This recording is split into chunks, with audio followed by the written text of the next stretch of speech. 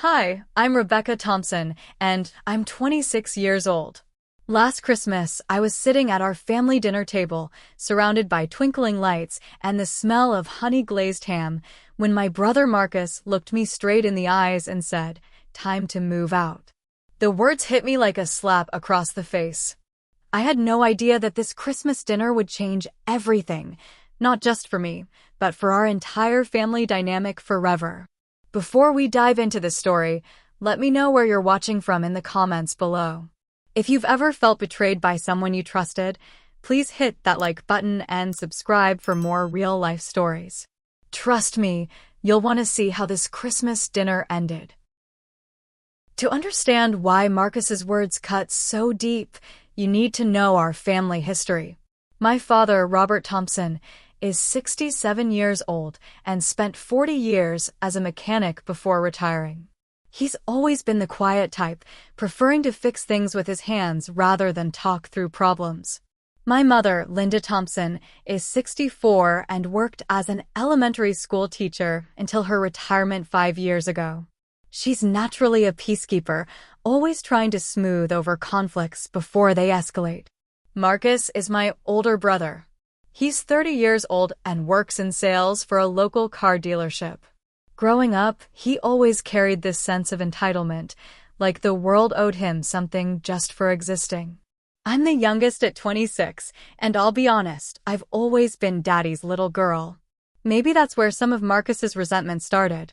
8 months before this Christmas dinner, my life had completely fallen apart.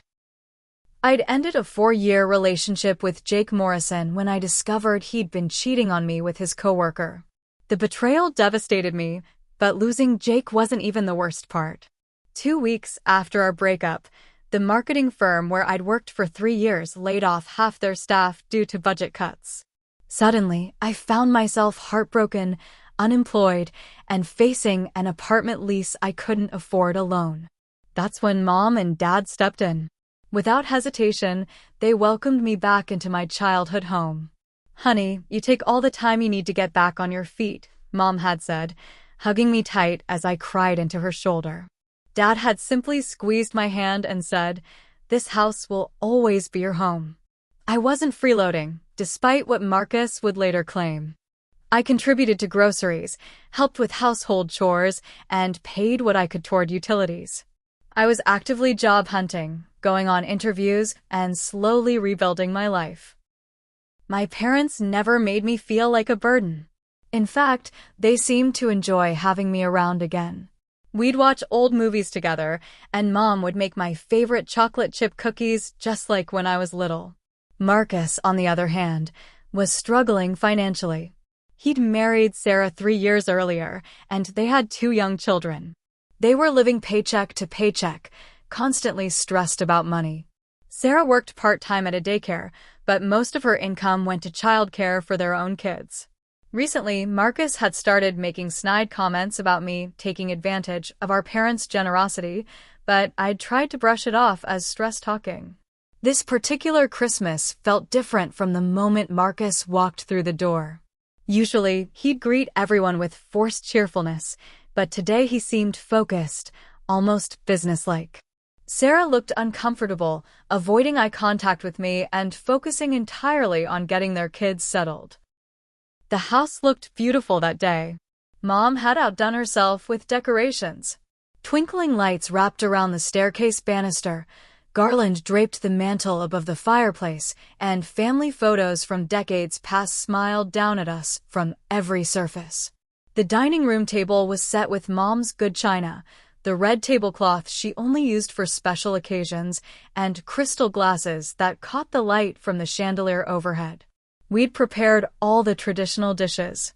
Dad had spent the morning preparing his famous honey-glazed ham while Mom and I worked on mashed potatoes, green bean casserole, and her legendary apple stuffing. The kitchen smelled like cinnamon and sage, and Christmas music played softly from the old radio on the counter. Everything should have been perfect. But even during dinner preparation, I'd noticed Marcus making odd comments. When I'd reached for the good serving spoons, he'd muttered something about making yourself right at home. When Dad complimented the potatoes I'd made, Marcus had rolled his eyes and said, "Well, she's had plenty of practice cooking here lately." Each comment felt like a small needle prick, but I tried to focus on the joy of being with family. As we sat down to eat, Marcus insisted on saying grace, which was unusual since Dad typically handled that honor. His prayer felt pointed, thanking God for family who support each other through temporary difficulties and asking for wisdom in knowing when help becomes enabling. Even with my eyes closed, I could feel the tension building in the room like storm clouds gathering overhead. The uncomfortable comments started almost immediately after we began eating. Marcus had barely taken 3 bites of ham when he set down his fork and looked directly at me. "Rebecca, you've been here quite a while now, haven't you?" His tone was conversational, but there was something underneath it that made my stomach tighten. "About 8 months," I replied carefully, cutting my green beans into smaller pieces to give my hands something to do. "Why do you ask?" "Oh, just curious. Time has a way of flying by, doesn't it?" He took a sip of wine and continued, "Some people need to learn to stand on their own 2 feet, you know. Independence is important for personal growth." Sarah shifted uncomfortably in her seat, her cheeks flushing pink. "Marcus, honey, maybe we could talk about something else? The kids are excited about their new toys." She was clearly trying to redirect the conversation, but Marcus ignored her completely. Dad cleared his throat, his voice carrying a warning tone. "Marcus, it's Christmas. Let's just enjoy our dinner together as a family." He reached for the bowl of stuffing, his movements deliberate and controlled. I could see the muscle in his jaw twitching, a sure sign he was getting irritated. Mom let out a nervous laugh that sounded forced even to my ears. "More potatoes, anyone?" Rebecca made them, and they're absolutely delicious. She was doing what she always did, trying to smooth over conflict with food and forced cheerfulness. But Marcus wasn't deterred. If anything, the gentle pushback seemed to encourage him. "I'm just saying, Mom and Dad have worked hard their whole lives. They deserve to enjoy their retirement without extra financial burdens." He emphasized the word burdens, just enough to make it clear he was talking about me. The words stung because there was a grain of truth in them. I was contributing what I could, but I knew my presence meant higher utility bills, more groceries, and general wear and tear on the house. I'd been trying to find full-time work, but the job market was competitive, and I was being selective about positions that would actually advance my career rather than just pay bills. "I pay my share of expenses," I said quietly, surprised by how defensive I sounded. "And I help around the house. This isn't a one-sided arrangement." Marcus laughed, but there was no humor in it. "Your share? Rebecca, you're living in a 4-bedroom house with a 2-car garage and a finished basement. What exactly do you think your share should be?" The Christmas music that had been playing softly in the background suddenly felt irritating rather than festive. Bing Crosby was crooning about dreaming of a white Christmas, while my brother was systematically destroying the peace of our family gathering. I found myself focusing on the lyrics, trying to escape the growing tension at the table. "Marcus, that's enough," Dad said firmly, setting down his fork with more force than necessary. "This is neither the time nor the place for this discussion." "When is the right time, Dad?" Marcus shot back. "When Rebecca's 40 and still living in her childhood bedroom. When you and Mom are in your 70s and still supporting a grown daughter who refuses to take responsibility for her own life." The accusation hit me like a physical blow. I felt heat rise in my cheeks and tears prick at the corners of my eyes. "That's not fair, Marcus. I'm actively looking for work. I've had 3 interviews this month alone." "Interviews," he scoffed. "How many job offers? How many times have you turned down positions because they weren't perfect for what you wanted? You're being picky while Mom and Dad foot the bill for your pickiness." Sarah reached over and placed her hand on Marcus's arm. "Honey, please. The children are getting upset." Indeed, their 6-year-old daughter Emma was looking back and forth between the adults with wide, frightened eyes, while 4-year-old Tommy had stopped eating entirely and was clutching his napkin like a security blanket. But Marcus shook off his wife's touch. The children need to understand how the real world works, Sarah. They need to see that actions have consequences and that family isn't a safety net you can fall back on indefinitely. Mom's voice was barely above a whisper when she spoke. Rebecca is always welcome in our home. She's our daughter, and she's going through a difficult time. A difficult time that's lasted 8 months and shows no signs of ending, Marcus replied sharply. Meanwhile, Sarah and I are crammed into a 2-bedroom apartment with 2 kids and another one on the way, struggling to make ends meet while Rebecca lives here rent-free. The words hung in the air like smoke from a fire. Another baby on the way. That explained Sarah's recent weight gain and why she'd been declining wine at family gatherings. It also explained the desperation I was hearing in Marcus's voice. They needed money, space, and help, and somehow I'd become the obstacle to them getting it. Congratulations, I managed to say to Sarah, who looked like she wanted to disappear into her chair. I didn't know you were expecting again. We wanted to announce it today, she said softly, not meeting my eyes. But this isn't how we planned to tell everyone. The dinner that had started with such promise was rapidly deteriorating into something ugly and painful. The food on my plate had grown cold, and my appetite had completely disappeared. I could feel the walls of my childhood home closing in around me, the familiar space suddenly feeling foreign and unwelcoming. Marcus seemed to interpret the moment of silence as an opportunity to press his advantage. He pushed his plate away slightly and leaned forward, his elbows on the table in a posture that suggested he was settling in for a serious conversation. Since we're all here together as a family, I think we need to address the elephant in the room. What elephant would that be? I asked, though I already knew the answer. My heart was beating faster, and I could feel that familiar fight or flight response kicking in.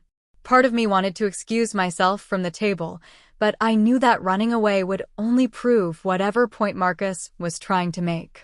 Your living situation, Rebecca. We need to talk about your living situation and how it's affecting this family.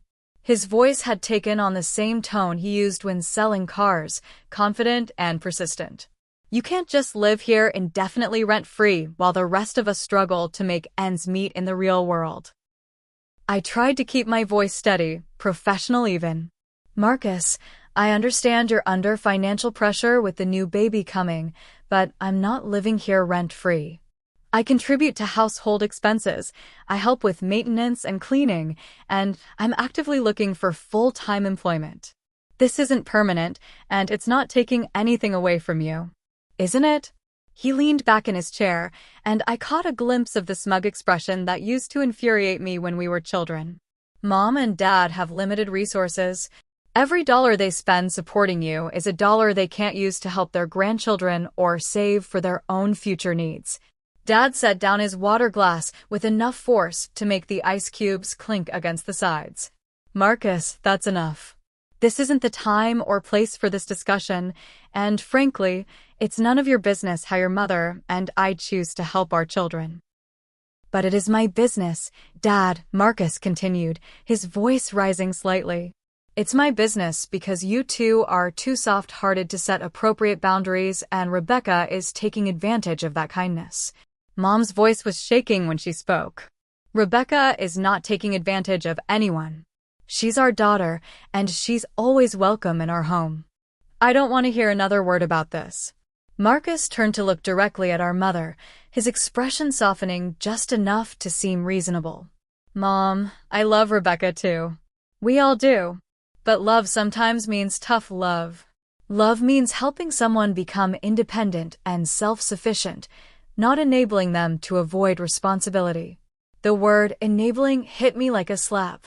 It suggested that my parents were somehow harming me by providing support during a difficult time, that their love and assistance were actually making me weaker. I'd heard this argument before from Jake during our relationship whenever I'd asked for emotional support during stressful periods. The familiar rhetoric made my skin crawl. I don't need to be enabled, Marcus, because I'm not an addict or a child, I said, my voice sharper than I'd intended. I'm an adult who lost her job and ended a long-term relationship within the same month. I'm rebuilding my life, and I'm grateful to have family who understands that sometimes rebuilding takes time. 8 months, Rebecca. 8 months is not rebuilding, it's settling. It's getting comfortable with having other people solve your problems while you figure out what you want to do with your life. He gestured around the dining room with its family photos and holiday decorations. This isn't your apartment. This isn't your house. This is Mom and Dad's home, and you're 30 years old living like a teenager. I'm 26, I corrected automatically, then immediately felt stupid for focusing on such a minor detail when he was attacking my entire character. 26, 30, what's the difference? You're a grown woman who should have her own place, her own life, her own responsibilities. Instead, you're hiding out in your childhood bedroom while Mom does your laundry and Dad pays your car insurance. I do my own laundry, I protested, but even as the words left my mouth, I realized how petty they sounded. Marcus was painting a picture of me as a spoiled, dependent child, and my defensive responses were only reinforcing that image.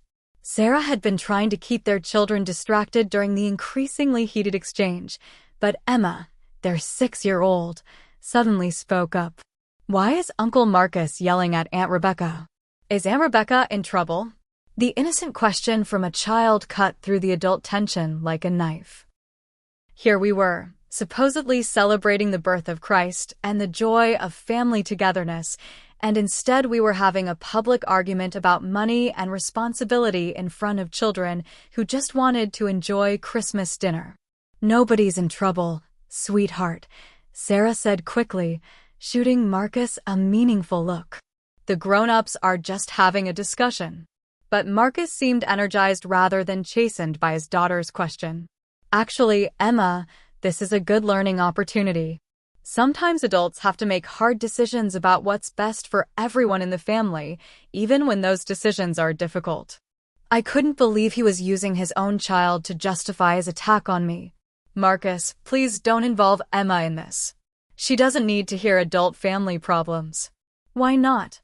She's going to grow up in this family, and she needs to understand how responsibility works.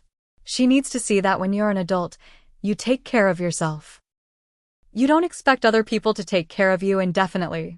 Dad stood up from the table abruptly, his chair scraping against the hardwood floor. That's it. Marcus, I want you to stop this right now. You're ruining Christmas dinner, you're upsetting the children, and you're being cruel to your sister for no good reason. For no good reason? Marcus stood up as well, and suddenly the dining room felt much smaller, with 2 angry men facing off across the holiday table. Dad, I'm trying to help this family face reality. Rebecca has been here for 8 months with no end date, no plan, and no accountability. Meanwhile, Sarah and I are about to have 3 children in a 2-bedroom apartment, and we can't even afford to move because every spare dollar goes to supporting ourselves.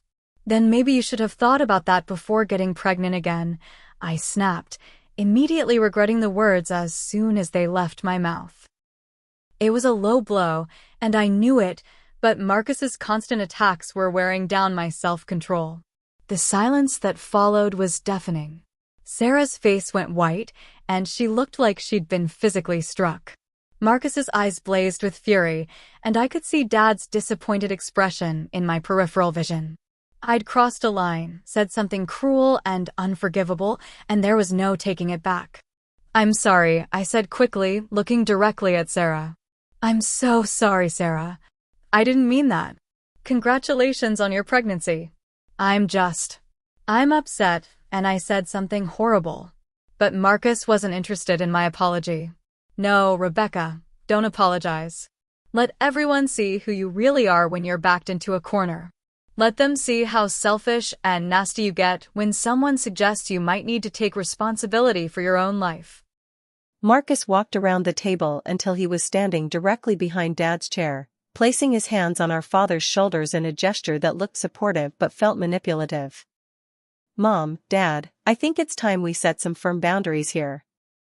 This situation has gone on long enough, and it's not healthy for anyone involved. I watched in horrified fascination as my brother positioned himself as the voice of reason while simultaneously undermining my place in the family. He was good at this, I had to admit. Years of sales training had taught him how to control a conversation and guide people toward the conclusion he wanted them to reach. "What kind of boundaries are you talking about, son?" Dad asked, his voice carefully neutral. I could see him trying to navigate between supporting me and maintaining peace with Marcus, and my heart ached for the impossible position my brother was putting him in. Marcus straightened up and looked directly at me across the table. His expression had shifted from angry to coldly determined, and I realized with growing dread that this entire confrontation had been planned. This wasn't a spontaneous outburst triggered by holiday stress, this was a calculated intervention designed to force me out of the house.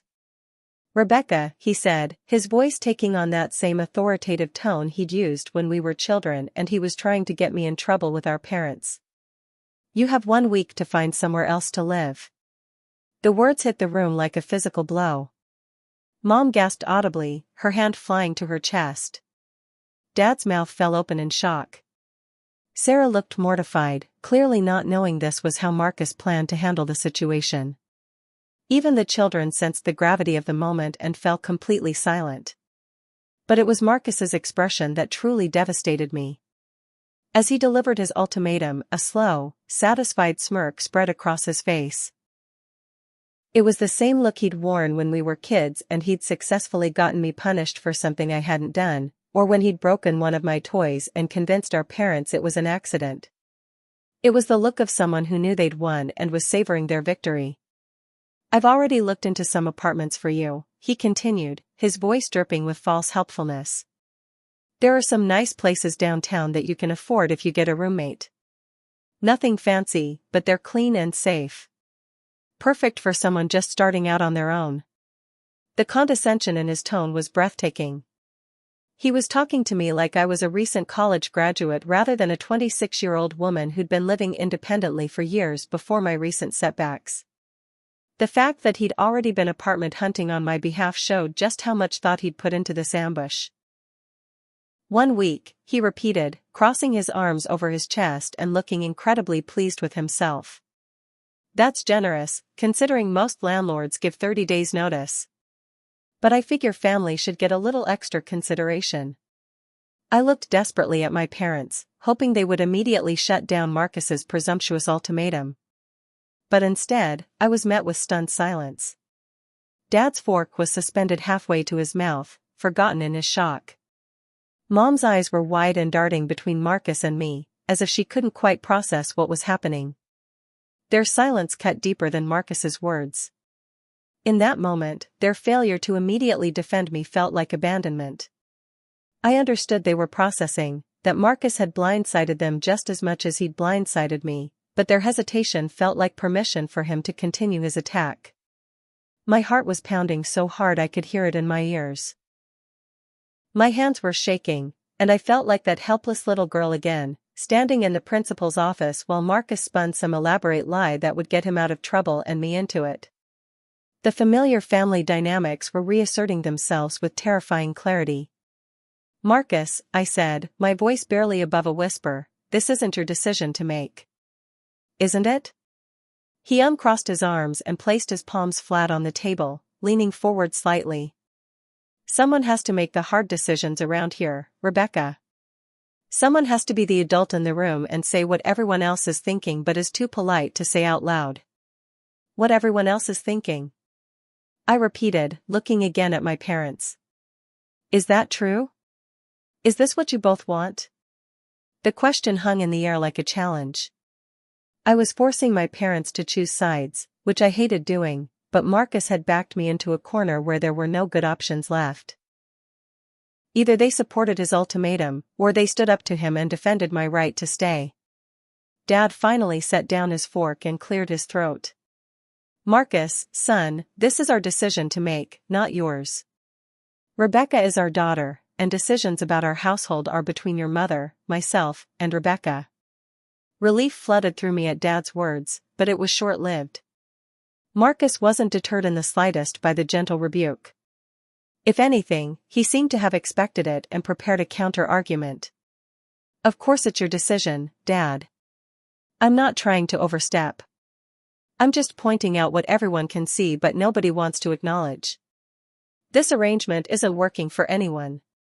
Rebecca isn't growing or moving forward with her life. You and Mom are under financial strain you won't admit to. And meanwhile, your grandchildren are living in cramped conditions while resources get diverted to enabling someone who should be standing on her own feet. Mom finally found her voice, though it sounded shaky and uncertain. Rebecca, honey, we need to talk about this as a family. Maybe we should sit down after dinner and discuss everyone's concerns. But Marcus shook his head firmly. No, Mom.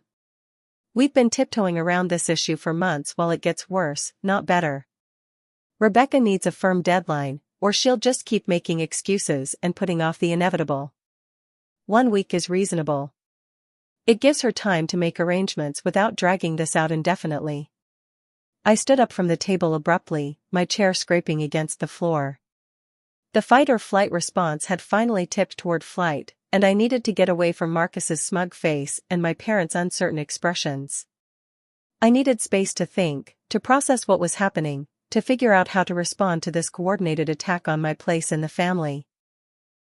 Sit down, Marcus said sharply, his voice carrying the authority of an older brother who was used to being obeyed. We're not done here. You don't get to just walk away when we're having an important family discussion. The command in his voice made me freeze halfway to a standing position. For a split second, I almost obeyed him automatically, the way I had when we were children. But then I realized what was happening. Marcus was treating me like a child because it served his purpose. He was using his position as the older sibling to establish dominance in a situation where he actually had no authority at all. 1 week, Rebecca, he said again, his voice softer now but no less determined. That's generous under the circumstances. Don't make this harder than it needs to be. As I stood there frozen between sitting and leaving, a memory suddenly surfaced with startling clarity. I was 18 years old, sitting in Grandma Eleanor's living room just 3 months before she passed away. She'd called me over for what she said was an important conversation, but I'd been distracted, eager to get back to my friends and my senior year activities. The house papers are in the safe, sweetheart, she'd said, pressing a small piece of paper with numbers into my hand. Your grandfather and we wanted you to have security. We never told your parents about the transfer because we wanted you to decide when the time was right. At 18, I'd barely listened. The idea of needing security had seemed absurd when I was young and convinced I could conquer the world. I'd tucked the paper away and forgotten about it, focused on college applications and prom planning. But now, standing in this dining room while my brother systematically dismantled my place in the family, those words came rushing back with devastating clarity. Excuse me, I said quietly, my voice steadier than I felt. I need to get something from upstairs. Marcus looked annoyed at the interruption. Rebecca, we're in the middle of a family meeting. Whatever you need can wait until we're finished discussing your living arrangements. Actually, it can't wait, I replied, already moving toward the staircase. It's directly relevant to this conversation. I climbed the stairs on shaking legs, my mind racing as puzzle pieces began clicking into place. Grandma Eleanor had always been protective of me, especially after Grandpa died when I was 16. She'd worried about my future, about making sure I always had a safe place to land if life knocked me down. At the time, her concerns had seemed overly cautious, even pessimistic. Now they felt prophetic. The safe was in my parents' bedroom closet, hidden behind a row of Dad's old work shirts. I knelt in front of it and tried the combination Grandma had given me all those years ago. Her birthday, 10/23/38. The lock clicked open on the first try. Inside, along with my parents' important documents and some of Mom's jewelry, I found a manila envelope with my name written in Grandma's careful handwriting. My hands were trembling as I opened it and pulled out the official property deed dated 15 years ago. The legal language was dense and formal, but the essential facts were clear. Eleanor Margaret Thompson and William Charles Thompson had transferred ownership of the property at 1247 Maple Avenue to Rebecca Eleanor Thompson on her 18th birthday. The house I'd grown up in, the house I was being ordered to leave, legally belonged to me. As I read through the document, more details came flooding back. Grandma and Grandpa had bought this house in 1968, when Dad was just starting his apprenticeship at the garage. They'd lived here for almost 20 years before deciding to move to the smaller condo across town to be closer to medical facilities as they aged. Instead of selling the house or simply giving it to my parents, they'd held on to the deed. "We want to make sure Rebecca always has a home," Grandma had explained to my confused 18-year-old self. "Your parents are wonderful people, but they're too generous for their own good sometimes. If something happens to them, or if she ever needs a safe place, we want her to have options." The arrangement had been that my parents would live in the house as caretakers, paying the property taxes and maintaining the building, while technically I was the owner. Grandma had made them promise not to tell Marcus about the arrangement unless it became necessary, knowing his tendency toward jealousy and entitlement. I sat back on my heels in my parents' closet, holding the deed and trying to process the magnitude of what I'd just discovered. For 8 years, I'd been living in my own house without knowing it. My parents had been so focused on caring for Grandma during her final illness and grieving her death afterward that the property transfer had gotten lost in their memories. Downstairs, I could hear Marcus's voice carrying through the house as he continued his prosecution of my character. The irony was almost unbearable. He was ordering me out of my own home while positioning himself as the voice of financial responsibility and family authority. With the deed clutched in my hand, I walked back down the stairs slowly, each step feeling momentous. The family portrait gallery along the stairway wall seemed to take on new meaning. These weren't just family memories anymore, they were pictures taken in my house, celebrating holidays in my dining room, opening Christmas presents in my living room. As I reached the bottom of the stairs, I could hear Marcus saying, "Maybe we should have done this intervention sooner." Sometimes families enable destructive behavior by avoiding difficult conversations. I paused at the entrance to the dining room, taking in the scene before me. Marcus was still standing in his position of authority behind Dad's chair, his posture confident and commanding. Sarah was looking increasingly uncomfortable, clearly wishing she was anywhere else. Mom and Dad appeared aged by the stress of the confrontation, their faces drawn and worried. The children had been quietly moved to the living room with their tablets, but I could see them glancing nervously toward the dining room where the adults were having their important discussion. The Christmas tree lights twinkled behind them, and wrapped presents sat waiting to be opened, but the holiday joy had been completely sucked out of the day. "Rebecca," Marcus said as I entered the room, "I'm glad you're back. We've been discussing some practical next steps for your transition to independent living. Sarah found a few apartment listings online that might work for your budget." I walked calmly to my seat at the table and placed the property deed next to Marcus's plate, right beside his barely touched slice of apple pie. The official document looked starkly formal against Mom's festive red tablecloth, but its presence immediately shifted the energy in the room. "Actually, Marcus," I said, my voice surprisingly steady, "I have some news about moving out that I think everyone should hear." Marcus glanced down at the document with casual disinterest, then did a double take as his brain processed what he was seeing. His confident expression faltered as he picked up the deed and began reading the legal text. What is this?" he asked, his voice losing its authoritative tone for the first time all evening. "That's the property deed to this house," I replied calmly. "It shows that Grandma and Grandpa transferred ownership to me 8 years ago, when I turned 18. The silence that followed was profound. Marcus's face drained of color as he read through the document more carefully. Mom and Dad were staring at me with expressions of dawning recognition, their memories clearly being jarred back to conversations they'd had with Grandma years earlier. "This can't be real," Marcus said weakly, but his voice lacked conviction. He was still staring at the official stamps and signatures that made the document legally binding. "It's very real," I said. "And Marcus, about that 1-week deadline you gave me.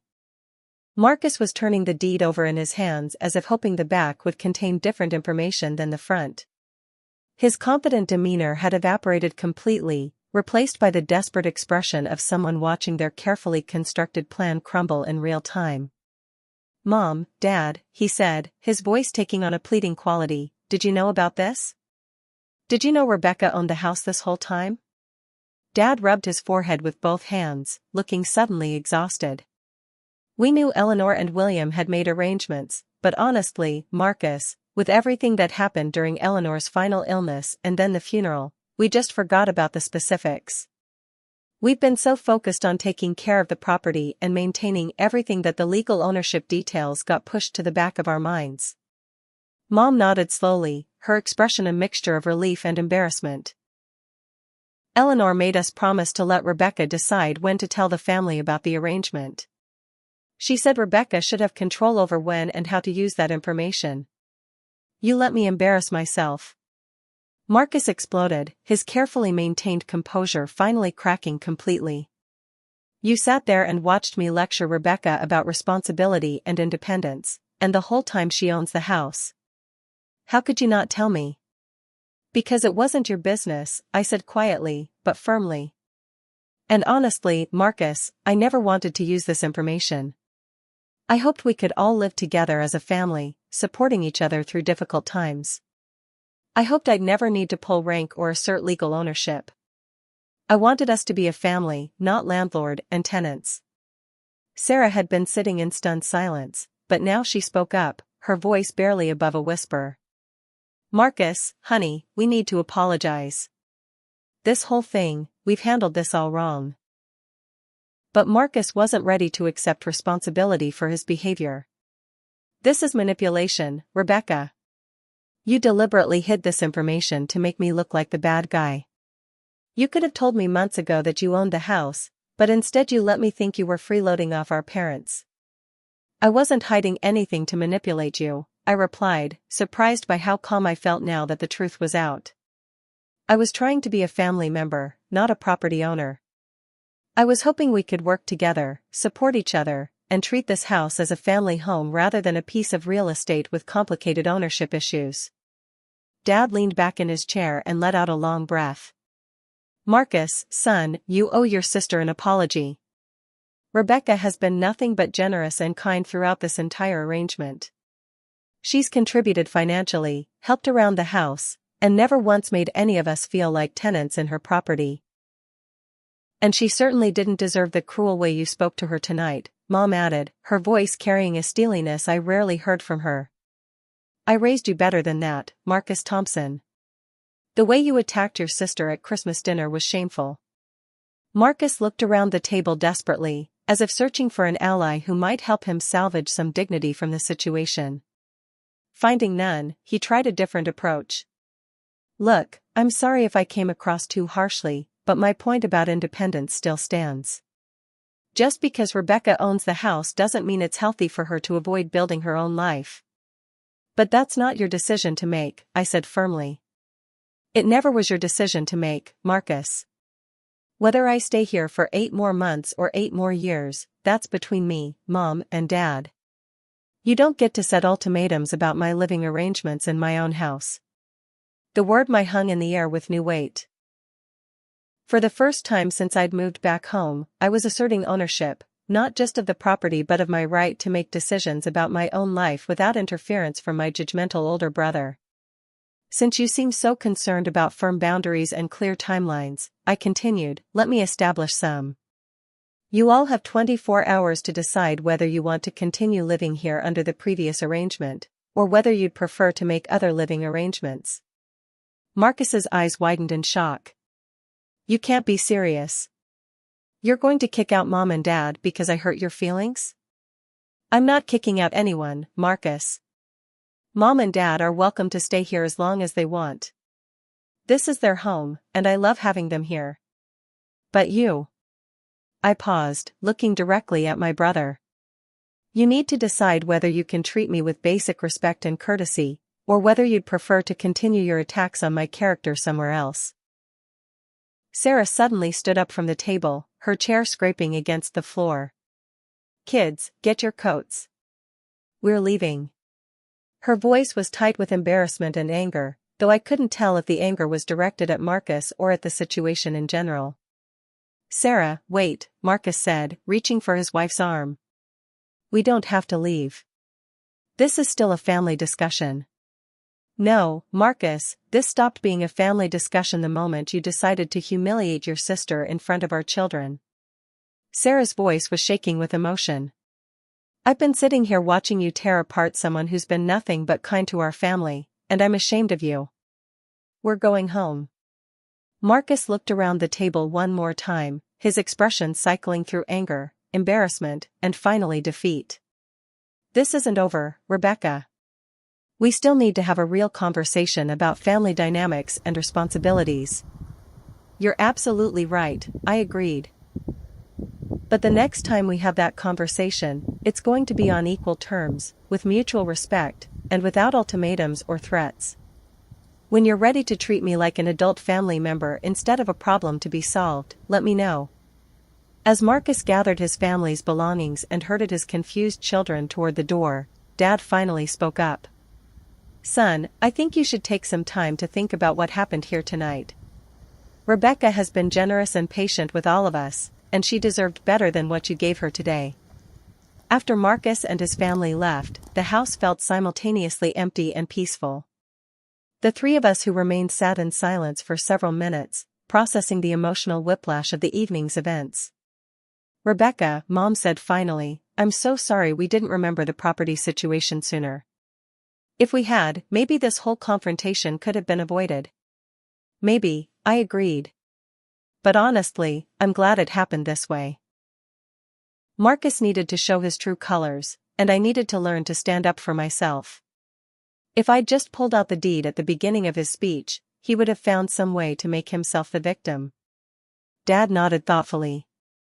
Your grandmother was wise to give you that security, sweetheart. She always worried about you being too trusting, too willing to let other people make decisions for you. I think she'd be proud of how you handled yourself tonight.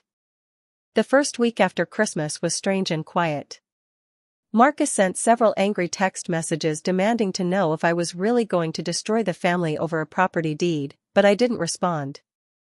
I needed time to process what had happened and figure out how to move forward without repeating the same dysfunctional patterns that had allowed the situation to develop in the first place. Mom and Dad were processing too, having their own quiet conversations about boundaries and family dynamics. I overheard Dad on the phone with his brother, saying, I think we've been so focused on keeping peace that we forgot to teach our son how to treat people with respect. After New Year's, I suggested family therapy. The idea made everyone uncomfortable initially, but I insisted that if we were going to rebuild our relationships, we needed professional help to navigate the complicated emotions and resentments that Christmas dinner had brought to the surface. Our first session was awkward and painful. Marcus came reluctantly, clearly still angry about being ambushed with the property deed. But as the weeks progressed, some truths began emerging. Marcus admitted that he'd been jealous of my relationship with our parents for years, feeling like the responsible child who got taken for granted while I got all the attention and support. I learned to acknowledge that while his feelings were valid, his methods of expressing them were completely unacceptable. The therapist helped us understand that families can support multiple adult children in different ways without anyone being diminished by someone else's success or security. The most difficult realization was that I had been using my parents' home as a safe space to avoid fully engaging with the challenging work of rebuilding my life. While Marcus's accusations were cruel and his approach was wrong, there was a kernel of truth in his concern that I was becoming too comfortable with dependence. By spring, I'd found a full-time position with a non-profit organization that felt meaningful and sustainable. I also started dating someone new, a kind and emotionally mature man named David who treated me as an equal partner rather than someone who needed to be fixed or managed. Marcus and I slowly began rebuilding our relationship, but it was different now. I no longer automatically deferred to his opinions or allowed his disapproval to influence my decisions. He had to learn to interact with me as an adult rather than as his little sister who could be bullied into compliance. The most significant change was in how I viewed my own worth and security. Owning the house had given me legal protection, but learning to defend my place in it had given me something much more valuable. Confidence in my right to exist without justifying myself to anyone. 6 months later, when Sarah gave birth to their third child, I hosted a welcome party at the house. Marcus thanked me afterward, saying it meant a lot to have family support during such an important time.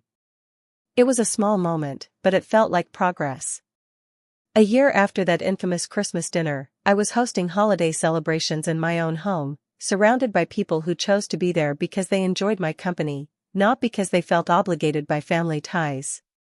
Mom and Dad had moved to a smaller apartment nearby, preferring the independence while staying close enough for frequent visits. The house, which had once felt like a refuge from the world, became a launching pad for the life I actually wanted to build. I'd learned that having a safety net didn't make me weak, it made me brave enough to take risks and pursue opportunities that felt aligned with my values. Looking back, I realized that my grandmother's greatest gift wasn't the property deed itself. It was the lesson that security comes from knowing your own worth, understanding your rights, and having the courage to defend both when necessary. Sometimes the people who should protect you are the ones who hurt you most. Family relationships can be complicated by jealousy, competition, and unresolved childhood dynamics that have nothing to do with your actual character or behavior. Learning to recognize manipulation and respond to it with calm strength rather than defensive emotion is one of the most valuable skills anyone can develop. Having legal ownership of a house mattered less than learning to own my worth as a person. But sometimes life gives you exactly the tool you need to start standing up for yourself, even if you don't realize you need it until someone tries to take away your sense of belonging. That Christmas dinner destroyed old patterns of family interaction that weren't serving anyone well. In their place, we built something healthier based on mutual respect rather than automatic deference to age or gender roles. It wasn't easy, and it wasn't immediate, but it was necessary. The house was just walls and a roof, but learning to defend my place in it, that taught me what home really means. Home isn't about ownership or family obligations or meeting other people's expectations of who you should be. Home is about surrounding yourself with people who see your worth and choosing to invest your energy in relationships that bring out the best in everyone involved. Have you ever had to stand up to a family member who was trying to control your life? How did you find the courage to set boundaries with someone you love? Drop a comment below and share your story. If this resonated with you, please hit that like button and subscribe for more real-life stories about family, boundaries, and finding your voice. Share this with someone who might need to hear that they have the right to defend their place at the table, literally or figuratively. Thank you for listening to my story, and remember, you are worth defending, your feelings are valid, and sometimes the most loving thing you can do for your family is refuse to accept unacceptable behavior. Wishing you all peaceful holidays filled with genuine love and respect.